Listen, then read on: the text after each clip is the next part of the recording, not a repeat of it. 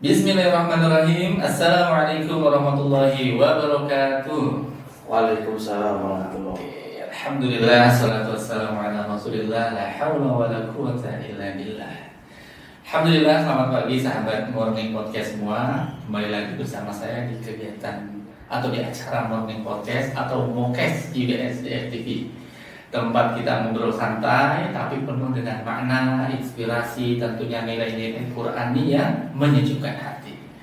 Dan pagi ini spesial banget ya para pemirsa semua, karena kita akan masuk ke dalam dunia para penjaga kalamullah. Dunianya para penjaga Al-Qur'an. Dunia yang penuh dengan kedisiplinan, keikhlasan dan perjuangan tanpa henti. Narasumber kita kali ini ya bukan orang biasa teman-teman ya.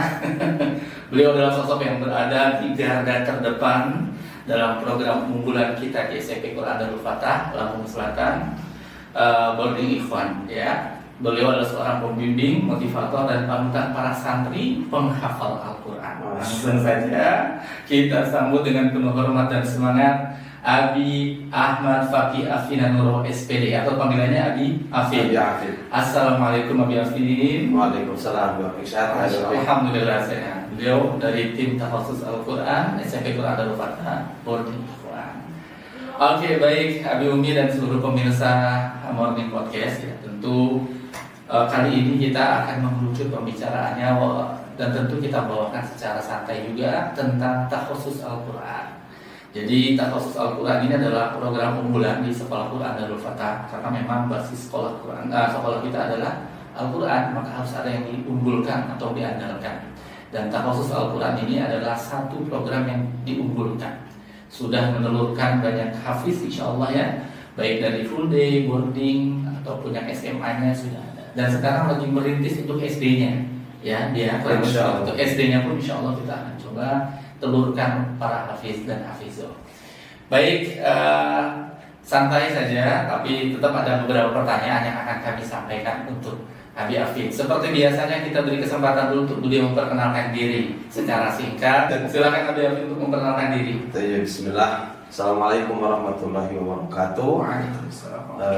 Mungkin dari nama Ya. Nama saya, nama lengkap Ahmad Faqih Afinanuro. Biasa dipanggil Abi Afin. Abi Afin. Ya, Afin. Kemudian apa? Status. Alhamdulillah sudah menikah. Alhamdulillah. Dan sekarang sudah memiliki baru satu. Apa yang baru satu ini? Anaknya. Oh, Bukan istrinya. oh, baru satu anaknya. Alhamdulillah ya. Istrinya juga satu. Istrinya satu. Baru satu atau satu aja? Satu aja. Satu aja. Mudah-mudahan satu aja ya. Mudah-mudahan. Kemudian apa lagi ya? Pendidikan terakhir S1. Saya kuliah di Darul Fatah, jadi asli produk Darul Fatah. Masya Allah, luar biasa. Kemudian diamanahi di Darul Fatah sebagai divisi Al-Quran. Masya Allah. Divisi Al-Quran bagian apa namanya? Yang boarding ya. Boarding, ikhwan. Ikhwan apa seluruh boarding apa ini? Hanya ikhwan aja. Hanya ikhwan, karena di akhwat berbeda lagi kan? Akhwat beda lagi, full day beda lagi. Oke, Masya Allah. Oke, secara singkat itu beliau adalah salah satu pengurus ya ataupun bagian dari divisi Al-Quran di SMP Quran Darul Fatah Boarding Ikhwan. Dan kali ini kita akan sedikit banyak berbicara tentang Al-Quran terkhusus. Kita akan berbicara tentang program yang unggulan tadi yang disebut dengan program tahfiz Al-Quran. Oke, to the point ya. Kita coba pertanyaan yang pertama. Agak sedikit serius tapi santai.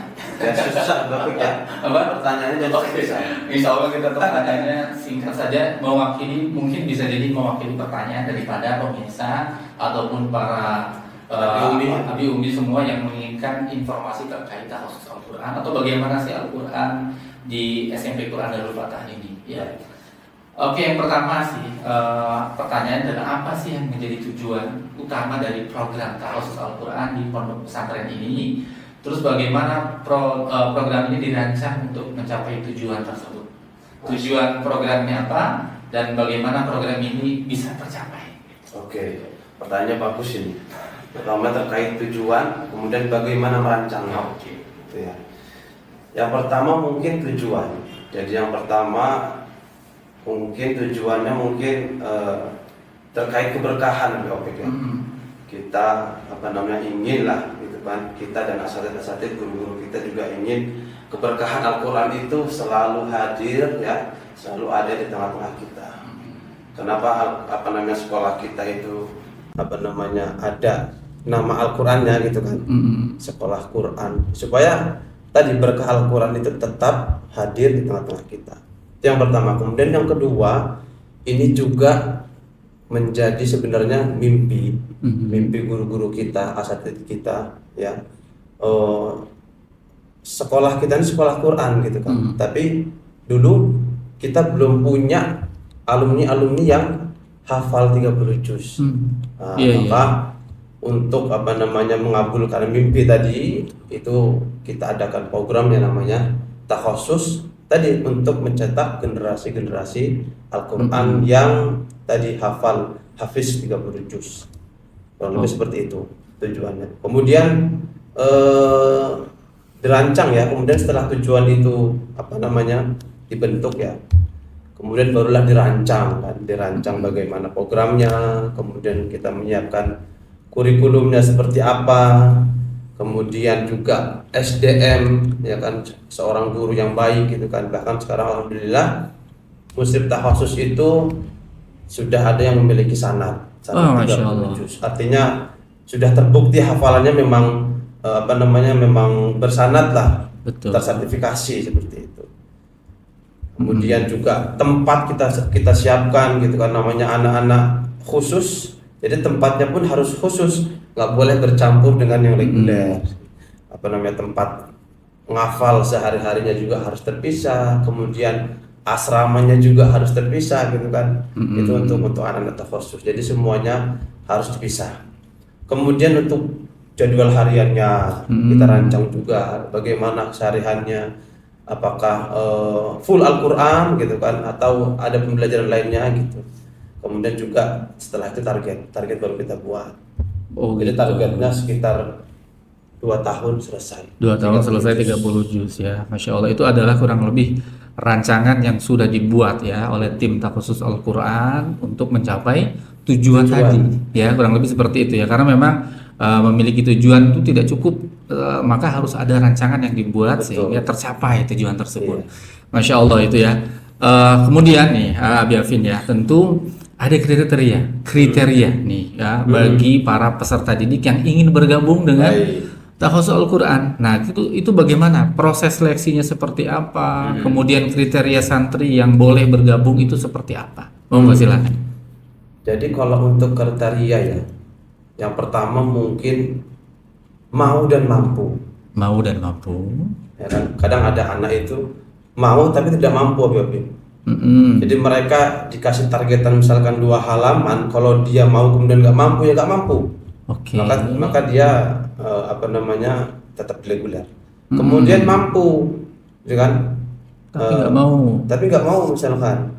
Itu juga sama aja. Betul. Nggak akan bisa gitu kan, kerjanya diberikan waktu untuk ngafal, dia malah mungkin mainan serius atau ngelamun gitu kan. Padahal dia mampu tapi nggak mau gitu.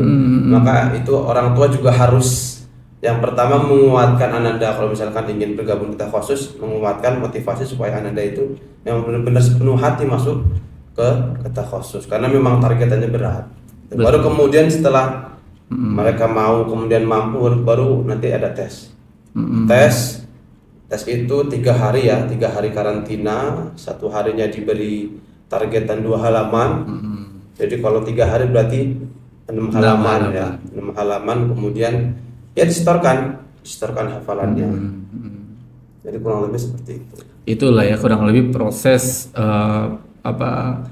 penyeleksian ya. Jadi enggak siapa saja yang mau pasti masuk, nggak juga, karena harus ada kemampuan gitu kan. Kalau pendaftaran rata-rata mau semua, banyak yang mau. Gitu ya. Jadi nanti diseleksi ya, setelah kita seleksi ya tadi keluar siapa yang mampu ini. Yang mampu. Jadi yang mampu ini ya pasti anak-anak pilihan. Betul, betul, betul. Iya, iya. Anak-anak pilihan. Oke, jadi ternyata Bi Umi tidak mudah juga ya, tidak mudah. Terkadang ada juga anak yang mungkin dalam pandangan orang tua itu mampu barangkali ya, tapi ternyata dianya kurang mau gitu Bisa ya. jadi. Artinya karena katanya kalau sudah masuk takhusus itu tidak ada ikut ekskul kayak gitu ya. Apa gimana Bi Afin ini? Boleh nggak? Apa gimana? Apa fokus Sebenarnya aja? kalau ikut ekskul masih boleh. Masih boleh. Karena ya kadang ada anak seperti itu kan, mau masuk takhusus dia nanya, "Bi, katanya di takhusus apa namanya berat, nggak boleh ikut olahraga segala macam." Padahal olahraga tetap ada. Olahraga setiap sore mereka olahraga, tapi ya tadi syaratnya harus menyelesaikan targetan terlebih dahulu. Kalau sudah selesai targetan, baru kemudian sore mereka mau istirahat, mau nyuci gitu kan, mau apa namanya olahraga juga boleh. Jadi setiap hari ada targetan ya Bi ya, Iya, targetan. Oke, jadi kalau targetannya sudah terpenuhi ya mau olahraga silahkan, mau main Boleh. silahkan. Tapi kalau seandainya belum maka belum boleh Belum gitu boleh, ya. iya. Oh iya. Jadi supaya Adil, mereka ya. pertama disiplin ya, Pak. Betul Tanggung sekali. jawab. Oke, betul betul. Oke. Kurang lebih begitu untuk tahapan seleksi ya Bi Umi ya. Artinya memang kata kuncinya ada kemauan plus ada kemampuan. Karena meskipun mampu tapi ternyata anaknya nggak mau, maka itu pun sulit ya, terkendala di seleksi. Oke ya Bi Afin, selanjutnya ya, selanjutnya tentu ada kurikulum. Nah, atau metode yang digunakan dalam proses ini. Nah, mungkin silahkan Abi Afin untuk bisa memaparkan apa sih kurikulum atau metode yang dipakai dalam program takhusus Al-Quran ini. Baik. Kalau untuk kurikulum, Abu Apik, sebenarnya kurikulumnya sama dengan yang reguler ya. Oke. Apa namanya mapel-mapelnya sama. Namun kalau yang takhusus ini lebih banyak Al-Qur'annya. Jadi kan nanti mereka akan full apa namanya menghafal, mempelajari Al-Qur'an ya. Adapun apa namanya pembelajaran mapel tadi itu kita berikan matrikulasi. Oke. Jadi rangkuman pembelajaran yang diberikan setiap sebulan ya, sebulan sebelum ujian. Oke. PTS maupun PAT. Jadi mereka nanti dapat apa namanya tadi rangkuman pembelajaran, tapi tadi nggak banyak gitu kan jamnya, karena memang kesehariannya mereka fokus menghafal Al-Quran. Oke. Kalau untuk metode itu kita metodenya talaki. Itu bagaimana talaki? Abi Afin bisa dijelaskan? Baik. Talaki itu di mana guru membacakan, ya kan, kemudian anak itu mengikuti, itu talaki. Bisa dikenal juga dengan metode Jibril ya. Metode Jibril. Nah itu. Jadi gurunya membacakan contoh Alhamdulillahi Rabbil Alamin. Nanti anaknya mengikuti. Dan anaknya itu bisa melihat mulut gurunya. Oh iya. Jadi mereka akan tahu bagaimana cara mengucapannya gitu kan, gimana mulut itu bergerak. Jadi mereka langsung melihat gitu. Itu terkait metode talaki. Setelah ditalaki baru mereka menghafal masing-masing. Oke. Dan tentu dipastikan ya yang sudah masuk takhusus Al-Qur'an ini tentu mereka yang sudah membaca Al-Quran dengan baik ya Bevin ya, nggak mungkin. Soalnya gini ya Bevin, kita bisa nyaksiin ya beberapa lembaga pendidikan ada yang anak itu yang penting hafal, tapi tidak begitu diperhatikan bagaimana tahsinnya bacaan. Yang penting hafal gitu ya. Itu ada yang itu. Bagaimana pendapat antum terkait fenomena ini? Karena tadi kita kembali ke tes tadi ya. Tes itu kan disuruh ngafal mereka. Otomatis kalau dia tidak bisa baca pasti nggak akan bisa ngafal. Oke. Nah gitu. Jadi harus bisa baca Quran pertama ya, walaupun nggak sebaik atau nggak sebagus ya yang kita inginkan, tapi tetap harus bisa baca Quran. Dan nanti apa namanya ketika masuk ke takhusus juga pasti ditahsin, pasti diperbaiki bacaannya gitu kan, walaupun dia punya hafalan tetap ditahsin dengan guru yang ada di takhusus, karena memang apa namanya targetnya gitu ya, itu lebih berat di takhusus. Oke, betul betul. Efeknya apa tuh Abi Afin bagi sekolah-sekolah yang nggak begitu memperhatikan tahsin, yang penting ngapal aja? Ada sih, nggak efek jeleknya apa itu kayak gitu tuh? Atau bagus-bagus aja atau gimana tuh? Abi? Iya, jadi memang kita di sini juga sudah menemukan anak-anak kita sebagian ya dari luar sana, mereka memiliki hafalan banyak, namun tanpa ditahsin terlebih dahulu. Akhirnya ketika kita dengar banyak kesalahan-kesalahan, gitu loh. Yang kesalahan-kesalahan itu ya kesalahan besar Iya. yang sampai mengubah makna Masya gitu Allah. loh, segala macam. Artinya itu salah lah. Oke. Dan itu juga akan mempengaruhi kecepatan mereka menghafal. Hmm. Semakin dia lancar membaca Al-Quran, semakin cepat dia menghafal Al-Quran. Oh iya, iya, betul betul. Jadi memang khusus ya, artinya di Darul Fatah, terlepas kita membicarakan lembaga lain, bahwa di Darul Fatah itu tidak akan dimulai menghafal sebelum anak-anak ditahsin terlebih dahulu. Tahsin. Kurang lebih seperti itu. Iya. Khususnya adalah di takhasus Al-Quran ini. Artinya tahsinnya diutamakan sekali Abi Umi ya. Jadi jangan khawatir Abi Umi nanti kalau misalnya memasukkan sekolahnya ke Darul Fatah, meskipun reguler ya, Abi Afin, reguler pun bahkan diperlakukan reguler, sama. tahsin itu 1 semester Bapak. Oh, 1 semester. Artinya tidak dibiarkan menghafal dulu ya. Bahkan benar. kalau misalnya anak tuh datang sudah hafal 30 juz atau 15 juz lah, itu gimana? Ditahsin Bapak. Ah, ditahsin dulu. Kita tahsin dulu. Kalau memang tahsinnya sudah baik, baru kemudian setelah hafalan. Ah, Masya Allah. Oh, ya. Nah, itu dia ya, terkait tahsin ya. Jadi Abi Umi insya Allah berarti bisa kita sedikit simpulkan dari pertanyaan ketiga ini, hafalan Ananda di Darul Fatah ini, khusus di takhasus ini, insya Allah berkualitas karena memang diiringi dengan tahsin yang baik. Dan nanti juga ada tasmi ya, kalau nggak salah ya, ada tasmi itu artinya diujikan secara langsung lewat YouTube. Per juz ya. Per juz, kemudian per ada 5 juga juz. per 5 juz sampai 30 juz seperti itu. Itu dia untuk metode Abi Umi ya.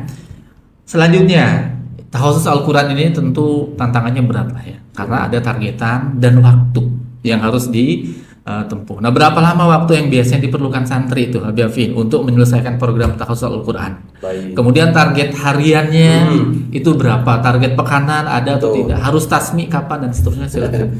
Iya, tapi kalau untuk waktu ya, target ini ya. Itu mereka diwajibkan itu sebenarnya selesai 30 juz itu 2 tahun. Oh ya, seperti disampaikan di awal tadi ya, 2 tahun. Berat nih sebenarnya Bapak. Betul. Dengan rincian target 1 harinya itu selembar atau 2 Dua halaman. halaman. 2 halaman. Kemudian berarti 1 minggu mereka dapat setengah juz.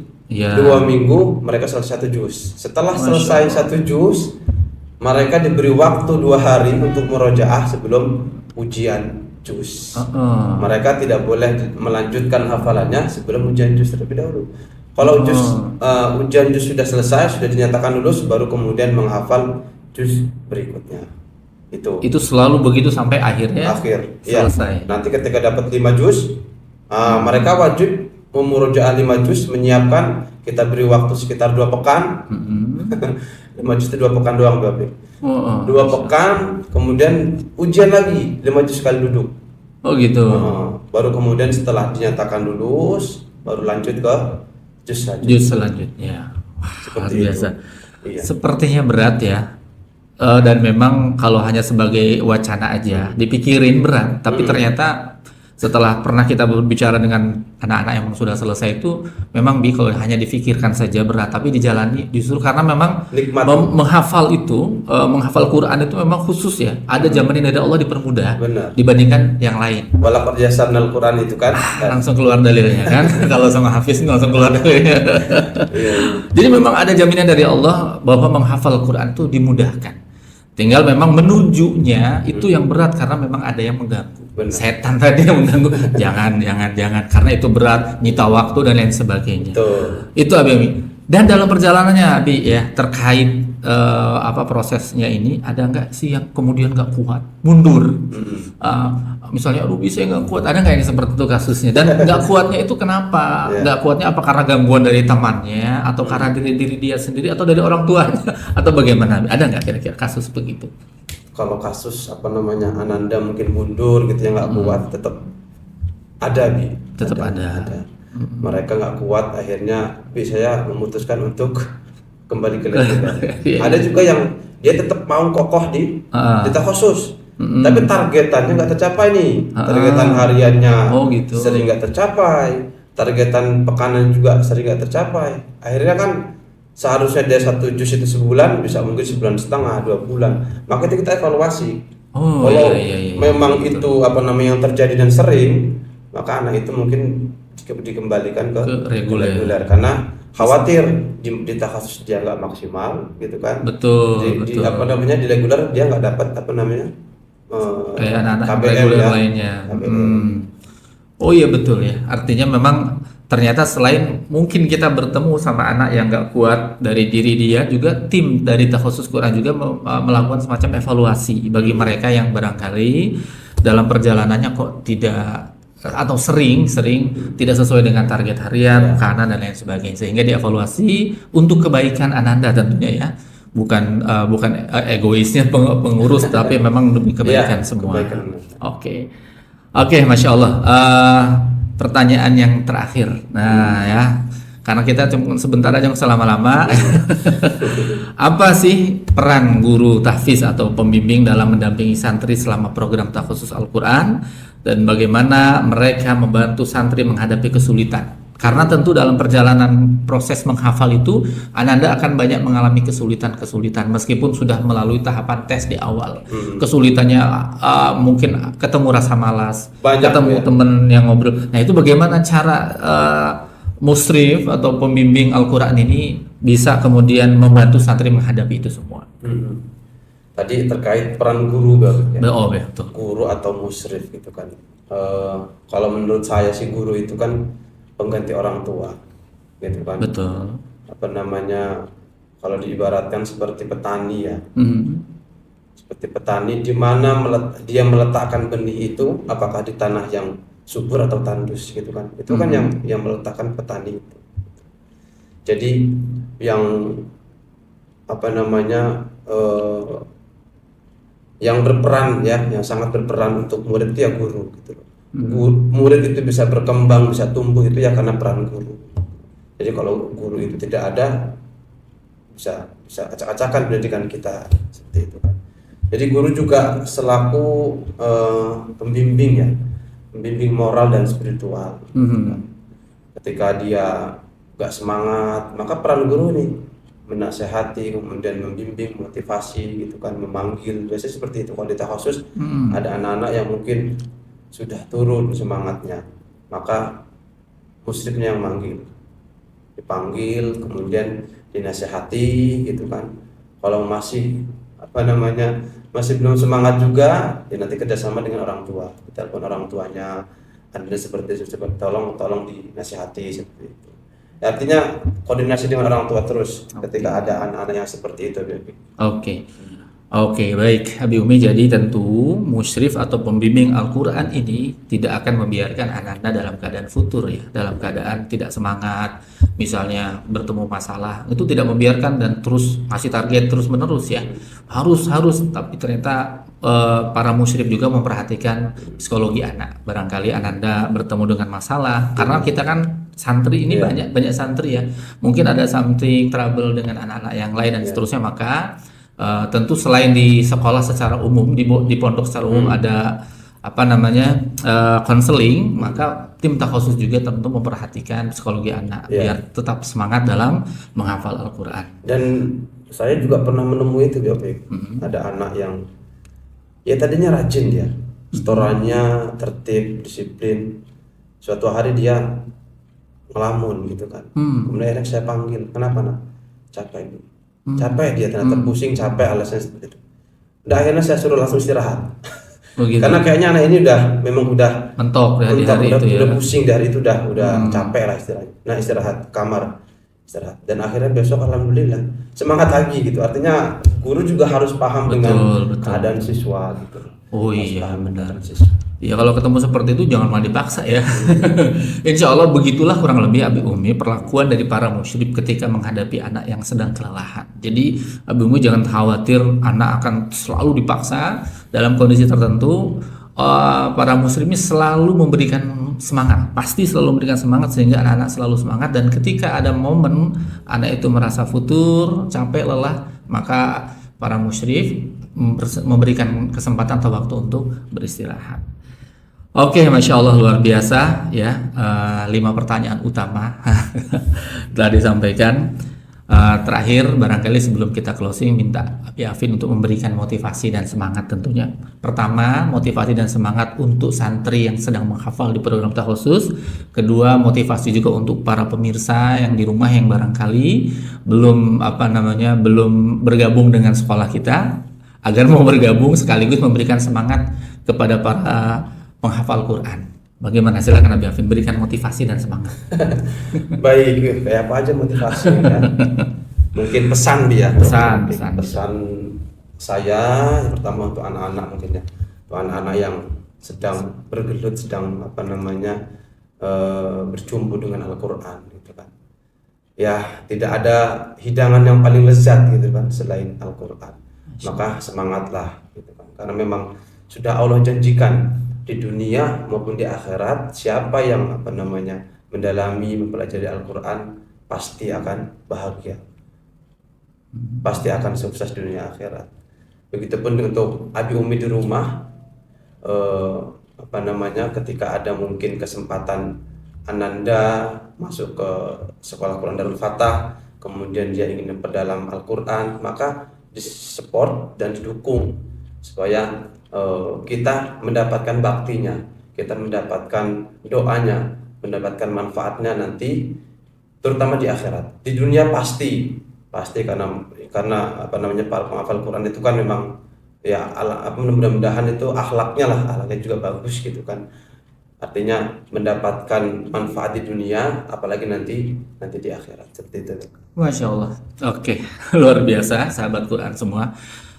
Banyak sekali nih ya motivasi pelajaran berharga yang bisa kita petik dari perbincangan kita pada pagi hari ini ya bersama Abi Afin.